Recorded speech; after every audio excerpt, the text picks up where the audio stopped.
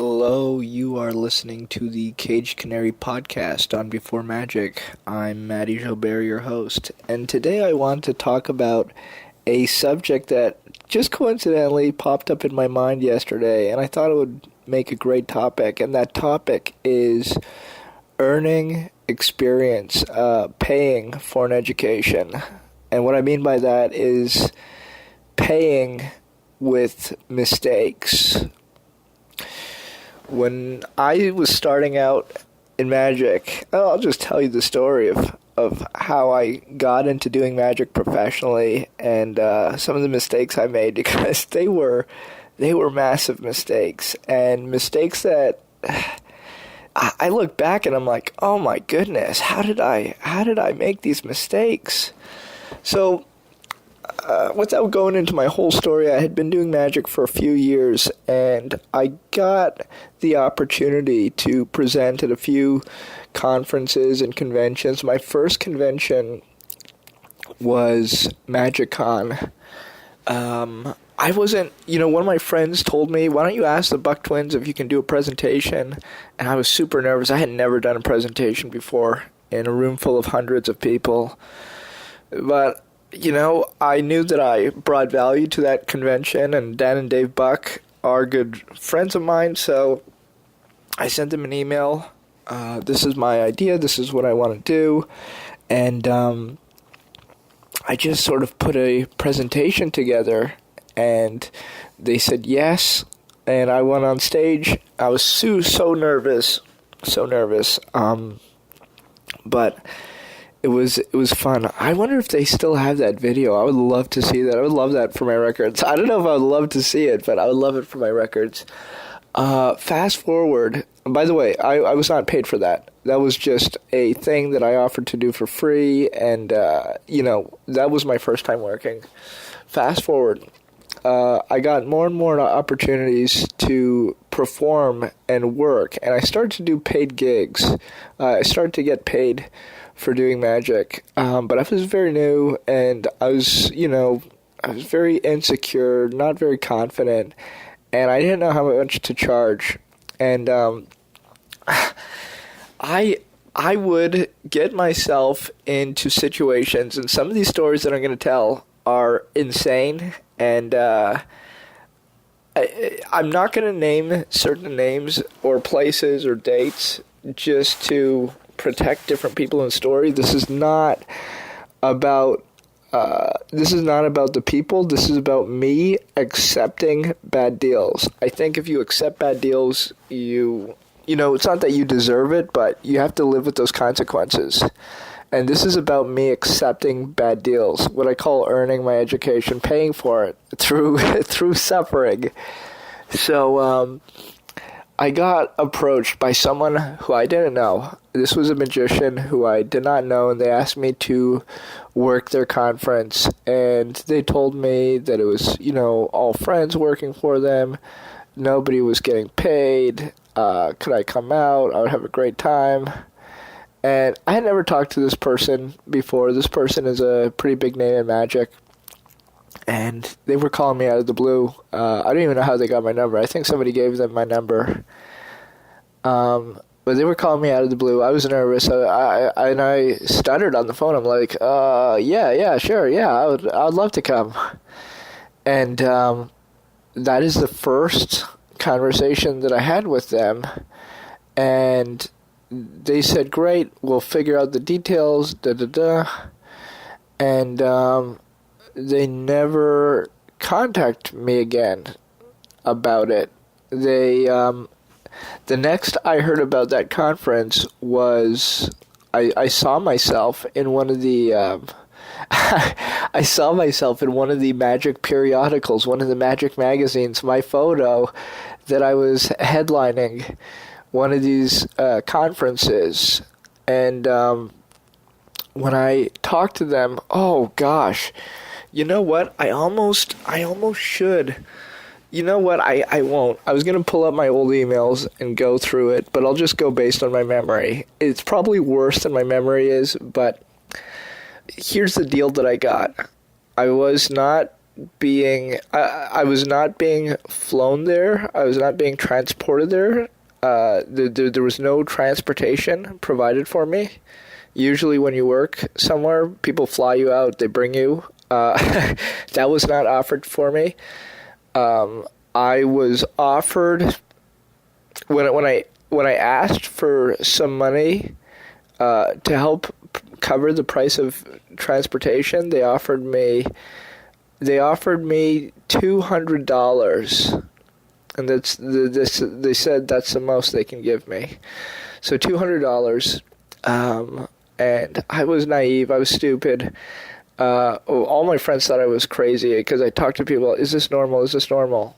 And they're like, no, this is not normal. You can't say yes to this. Say no. Just call them up and say no. But I didn't want that conflict. I didn't want to butt heads. So I just nodded my head and I went along with a deal that it's crazy. I don't know what to even say about it. It's ridiculous.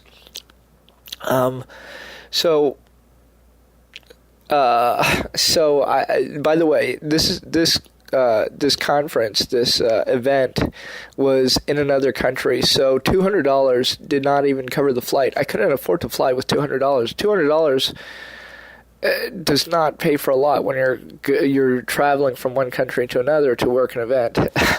So I said yes somehow. I don't know how I said yes, and there was no transportation provided for me. I had to catch a ride with somebody who was driving from my hometown, who's also going to this conference. And I didn't know them, but I had to pretty much beg them for a ride. I think I even paid them for gas. The first night that I got there, because I had to get there a night early, there was no way for me to come otherwise. I did not have a hotel provided for me by the conference, so I had to share a room with basically a stranger at a magic convention. I mean, they sort of knew who I was. They saw that I was on the bill, but we didn't know each other. We had to share a bedroom, a hotel room. So that was not, not fun. It was fine, but it was not great. So when I finally got what I thought was my hotel room from the conference, I realized that they had booked other talent to share the room with me. So to give you an idea, the room had one bed, and I was supposed to share it. By the way, none of this was told to me. I was supposed to share it with another performer, and that performer, the cheap son of a gun, he thought it would be a great idea to invite people to the room to stay and charge them. So he was making money on the side to charge people to stay in our room. And so we had strangers sleeping on the couch in the hotel room, borrowing, little mattresses and blankets and laying it out on the floor. So we had a room that had maybe, this is a one-bedroom, by the way, and we had 5 people in it. I didn't know them. I didn't want to share a room with them. I complained to the organizer. He told me that I was being a problem, that I should be happy to be here. And to be honest, I was I so did not know what I was doing. I was so new. I was so green that I just put up with this. Anyways, I did the event. It turned out to be fantastic. I had a great time otherwise. I later found out that it was not true, that the people working at this event, every single person was getting paid, and being paid very well. We won't go into the numbers, but I later found out that they were all being paid very well, except for me. They all had their transportation covered, except for me. They all had a hotel room, their own private hotel room, which is pretty much a given, except for me. And that guy who I was sharing with, who I won't get into it, but I'm so glad that he's no longer in a part of my life. And yeah, we did this convention. Oh, by the way, the organizers had hundreds and hundreds of people show up to this event. Maybe even close to 1,000. It might have been more than 1,000. I'm not sure. But I did the math, and they made about $60,000 in profit. And they could only afford to pay me $200. So I went home with $200. Not really $200. I mean, I had to pay for food and stuff while I was there. I'm pretty sure I had to pay for gas. So I think I came home empty. And you know what? It was funny. When they gave me the check, I think they actually felt so bad that they had screwed me over so hard. Or maybe they wanted to soften it. I don't know. They wanted to cool me out. I think they added like $50 to that check. So it was like $250. A pitiful, pitiful, pitiful, pitiful amount to travel to another country and work for 3 days straight. So, anyways, it was that was one of my first experiences, and then time went on, and I started to get booked by real conferences, real conventions, and I was still inexperienced, and I didn't know how much to charge. I had heard different people's rates, but I didn't know how much to charge for myself. And one of these conferences I was working in Europe, I got booked in Europe.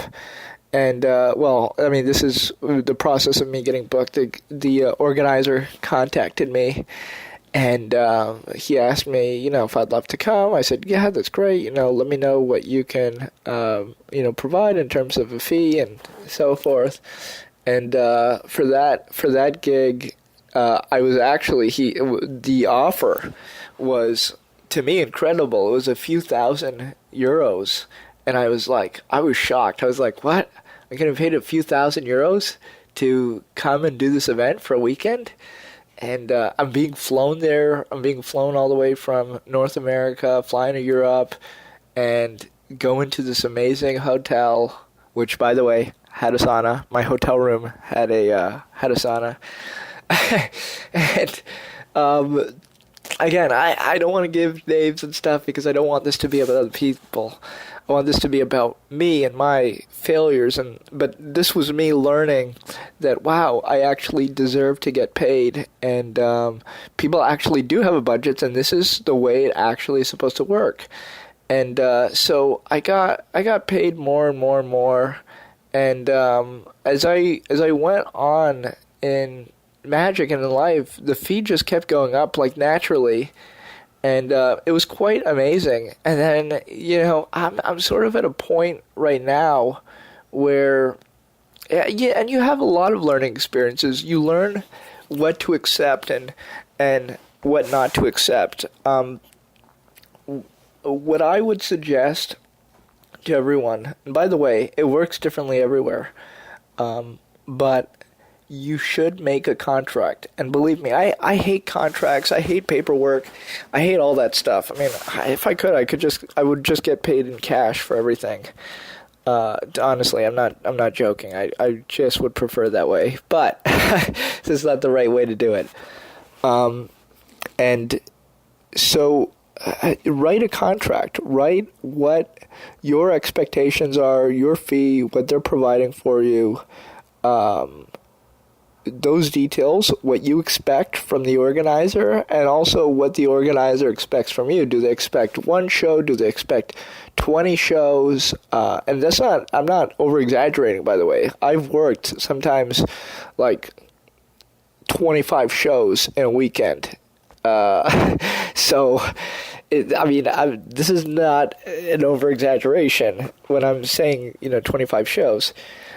So find out exactly what they want from you, what they're providing, what you need to bring. If you work with a camera, if you work with a projector, if you need a microphone, if you need a sound system to project the sound going into your microphone, you need to know what they have available for you. If they have a tech there who's going to help you set it up, if they have, you just never know what you're walking into. Usually, the more professional the organizer is, you don't have to worry about the small details so much. They'll really, work with you on getting everything set up, whether that's work visas, you're working in a different country, and that stuff isn't too hard to figure out. You just need to do research online, see if you need a work visa. Some countries you don't. You just can fly there and perform. But all this stuff is stuff that you have to kind of learn by doing. And I remember when I was first starting all of this, I had never gone anywhere. I've never performed, never been paid. Never, you're being flown to do you're being flown to a different country. You're being flown to a different continent to do a show.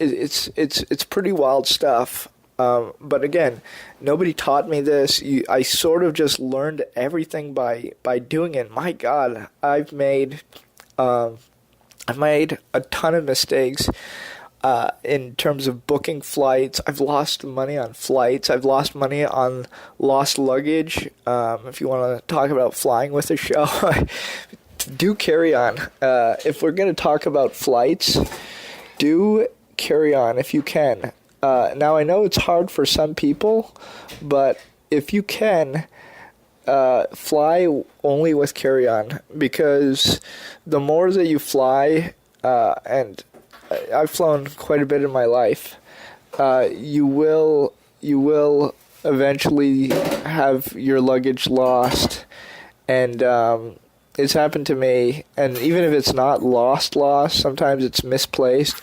Many times the airlines don't know where it is. I remember a flight, I was flying with several $1,000s worth of product. I had cards, I had books, I had all sorts of stuff that I was selling. I was working in Mexico and London, and I forget where else I was on that trip, but I was flying all over the place, and I had this huge piece of luggage with me.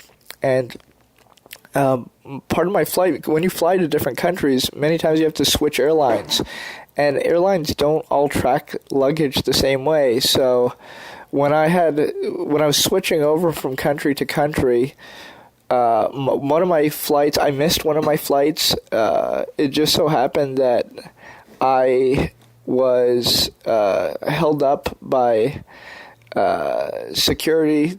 One of my layovers, they wanted to search my bags, ask me questions, do all that stuff. I was coming from Mexico, so they were asking me if I was, involved in narcotics and all that stuff, which I am not. And anyways, long story short, they went through all my bags, emptied everything out, and it was not fun because of that, and because of how long they took. I missed my flight, so I had to stay a night. If you ever missed your flight and you have to stay a night in a hotel, oh, by the way, I had to stay a night in the hotel in Toronto, which is where I'm from, but it was it was in the middle of a snowstorm, and it was not worth it for me to I have different places and people that I know in Toronto that I can just, I'm in Toronto, you just come over and sleep. But the snow was so crazy that I did not want to leave the airport, or else it would, take 3 hours to get into the city and like 3-4 hours to get back the next day. And so I'm like, I'll just stay in this hotel. And then anyways, I get to London and I have no idea where my luggage is.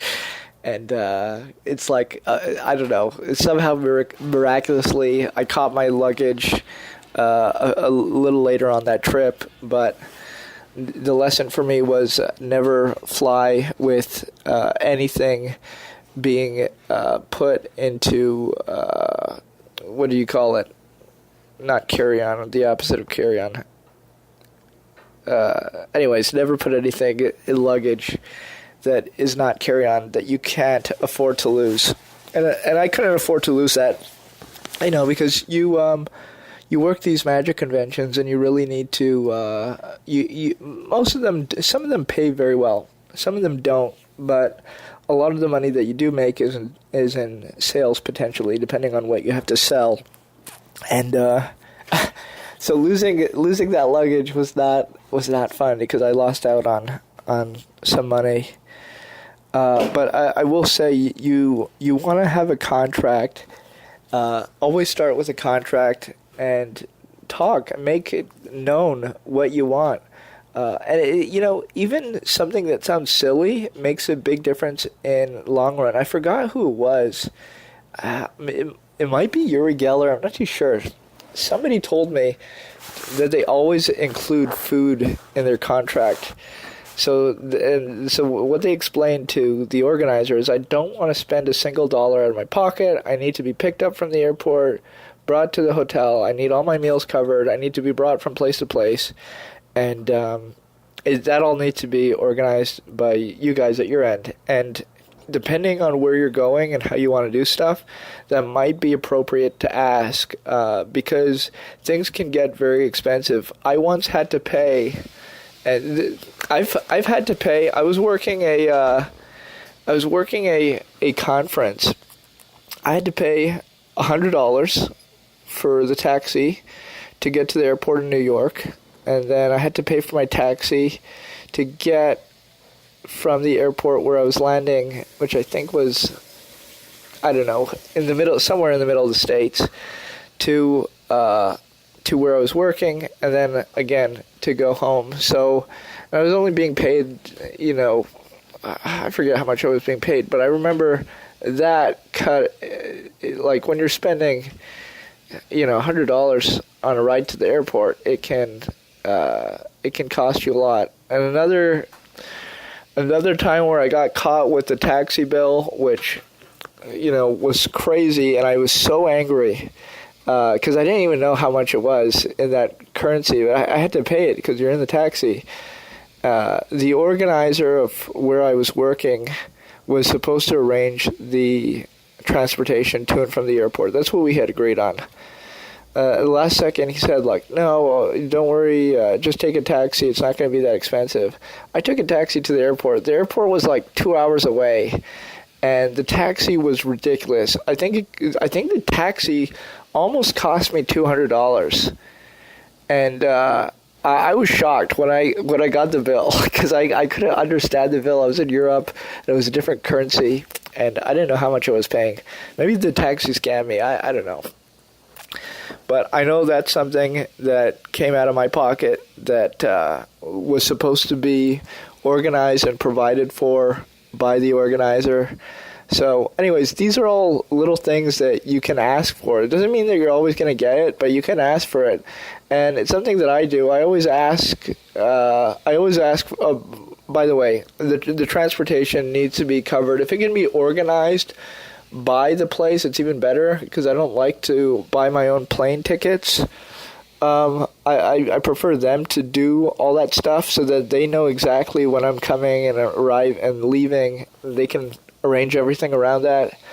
So if I can, I get them to organize everything, pay for everything, and my credit card never comes out. My wallet never needs to come out, which is really great. And the same thing for food. Depending on where you are, you need to have sometimes your food covered. I remember working once in Europe, and the hotel that I was put in was totally in the middle of nowhere. It was not near any restaurants, anything. And, if you wanted to get food, you had to take a taxi and drive 20 minutes into the city center. There was literally nothing around there. And the hotel, by the way, didn't serve food. All they had were little bags of chips and Coke, Coca-Cola. So these are all things that you sort of need to know beforehand and ask about. And just be prepared for, because, again, nobody taught me any of the stuff. Nobody told me any of the stuff. And then I just found myself in these situations where you've just done a show. It's the middle of the night. You're getting back to the hotel, and you're like, you want to eat, or because you haven't eaten dinner yet. You've been working all afternoon, all evening, and there's nothing to eat, and it's impossible to get into the city center because there's no taxis near the hotel. It's the middle of the night, and anyways, if you can have all this stuff organized for you, it's great. Many times the organizers are really good. You can tell them, and I've told them sometimes, okay, the show's going to be done at this time. Great. At this time, I want this brought to my dressing room.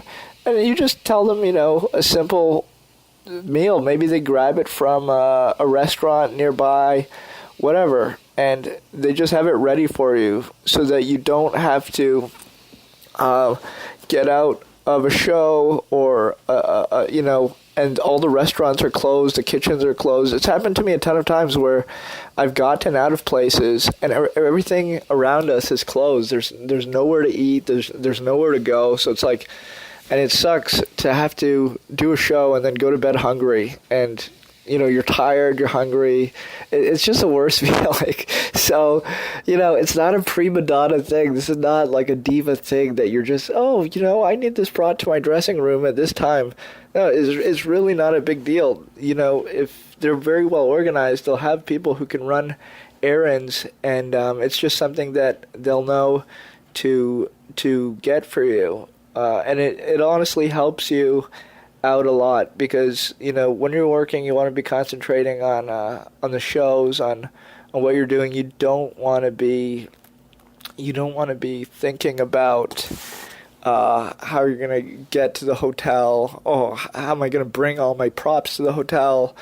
How am I gonna do laundry? How am I gonna clean this suit? Where am I gonna get it ironed? You don't want to have to worry about all these things. So it's much better to prepare in advance, talk to the organizers, and have as much done for you as possible. I mean, don't be a jerk, and don't abuse people, but you have to ask for what you need. If you don't ask, no one will give it to you. Which brings me back to that first story that I told, which I wasn't being taken well care of by the organizer, not being well paid, nothing organized for me. And I look back and I say to myself, how on earth could I have ever been in a situation like that, where it's just totally unorganized, and I'm not even benefiting from it. It's actually probably causing me a lot of stress, causing me a lot of, I might even be losing money on it. Like, how do these things happen? So anyways, these are just things that can happen and would be extremely disappointing. So and by the way, all these things are avoidable if people, which brings me back to the contract, have everything in writing so that there's a trail. If you want to keep a trail in email, that's great. Just have things written down so that there's no confusion on anybody's parts, and you just have them sign that contract with the date. The contract's not anything crazy. You don't want people to be afraid that you're going to sue them. It's just a piece of paper so that they understand clearly what's happening and what those expectations are from both parties. That's all it is. I've never had to. I think I've been paid everywhere that I've gone. I've been paid what I've agreed to be paid from every single party so far. I've never been scammed, but I've heard stories of performers who have been scammed abroad and different things that have happened to them. I hope that never happens to me. I mean, it might one day. Who knows? I've never had to take anybody to court. I've never had any major disagreements. Of course, I've had major problems on the road. I've had difficult working situations. I've worked with difficult people, but I've never had to sue anyone. It's never come to that level of disagreement. Everyone's pretty much fulfilled what they said they would fulfill. So, anyways, those are some of my experiences in it, and I find when you're starting out, you can get advice and you can think a lot about the things that are going to happen, but your best option is just to do things and get it over with as soon as you can. Just get that experience, and once you have that experience, you actually will probably face exploitation at some level. You'll be given bad deals that you'll accept. You will be a little bit unhappy at times from some of the deals you get, but those are just experiences that you sort of need in life so that you can move forward and just do a better job next time, just grow from it. So I wouldn't worry too much about that stuff. But let me know in the comments some of your experiences and tips. But yeah, I wouldn't give anybody a huge guide or anything. Just get a contract written up, write it up yourself. You can look at templates online and get work. And we can talk about getting work. I actually will talk about getting work. Work never falls into your lap. Some of the best and most important jobs that I've ever gotten were earned out of my own initiative. They did not just fall into my lap. They did not, just come from somebody seeing me on TV or somebody seeing a website or a video. Or most of the best work I've gotten has come by me looking for it and making those connections. But we're gonna talk about that in a future episode. How to put yourself out there and get noticed and be hired for these things. So until then, good luck, and let me know how this is working out for you. I'm gonna have a couple things to share and say to you in a future episode. We have a lot of stuff coming up, as you guys know. I've just done a little preview on my Instagram Live of Emanations, which is our upcoming deck. So we're just working on the design on that now. We will not release anything until it's perfect. So as long as that takes, it'll come. If you guys want to check out the website Before Magic, we got a new article on Chung-Ling Soo, Billy Robinson, called Secrets, and I finished writing it a while ago, but I just put it up now. Long story short, I'm very careful about what videos I'm uploading to my YouTube channels now, because YouTube is really strict on duplication, and they don't want people to be posting the same videos over and over on YouTube. So anyways, I'll explain more in a later thing, but if you guys want to go check that out, that is cool. Also Daniel Madison just yesterday made a beautiful video review of Hidden Leaves. Said a lot of really kind words, and pretty good. He goes in depth in the deck, and it's actually a really good review, and he gave me a lot of great ideas for the next version of Hidden Leaves. So do yourself a favor, check that out. If you guys know who Daniel Madison is, he has a great YouTube channel now. He always had a YouTube channel, but he's really using it now to vlog and put up videos. And he actually is entertaining. He's probably, I don't know, do I watch other magicians vlog? He might be the only other magician that I watch making videos these days, video vlogs. I really don't watch any of the other guys. It kind of just got me depressed by teaching tutorials and, just going off topic and exposing magic. I don't know. I don't really like that stuff. But anyways, check out Daniel Madison. His videos are pretty good. I like them anyways. And check out that video review That is pretty much it for now. Thank you guys for listening, and we'll catch you in the next one. Goodbye.